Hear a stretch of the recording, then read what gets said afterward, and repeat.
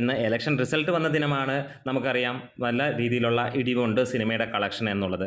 എന്നിരുന്നാലും നമുക്ക് കാണാൻ കഴിയുന്നു ബാക്കിയുള്ള സിനിമകൾ വെച്ച് നോക്കുമ്പോൾ ടർബോയുടെ കളക്ഷൻ മേലേക്ക് കുതിക്കുന്ന ഒരു കാര്യം തന്നെയാണ്. 741ഓളം ഷോകളാണ് ട്രാക്ക് ചെയ്യപ്പെട്ടപ്പോൾ നമുക്ക് കാണാൻ കഴിയുന്നു 11% മാത്രമാണ് ഒക്യുപ്പൻസി.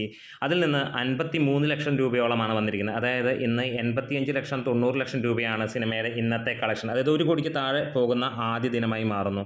ഇന്നലെ തിങ്കളാഴ്ചയായിരുന്നു, ഇടിവ് നമ്മൾ പ്രതീക്ഷിച്ചിരുന്നു. അവിടെ 1 കോടിയോളമാണ് സിനിമയ്ക്ക് ഇന്നലെ കളക്ഷൻ വന്നത്.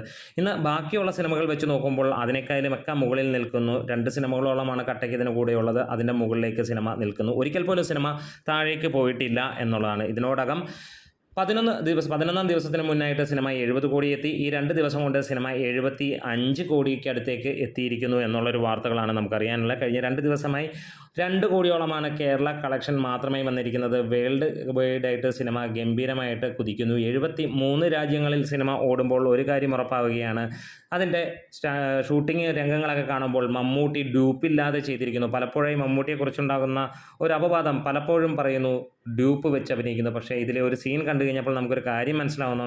ഈ 73-ാം വയസ്സിൽ ഇതേപോലെ അഭിനയിക്കണമെങ്കിൽ ലോകത്ത് ഒരു നടനേ ഉള്ളൂ, പേര് മുഹമ്മദ് കുട്ടി അല്ലെങ്കിൽ മമ്മൂട്ടി എന്നുള്ളതാണ്. ഇന്ന് ഇലക്ഷൻ റിസൾട്ട് വന്ന ദിനമാണ്.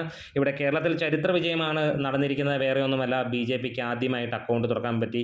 സുരേഷ് ഗോപിക്ക് നമ്മൾ ആശംസകൾ നേരുന്നു. എന്തായാലും ടർബോയുടെ കാര്യങ്ങൾ നിങ്ങൾ കൂടുതൽ അറിയാൻ താല്പര്യമുണ്ടെങ്കിൽ കമൻസിലൂടെ പറയാം.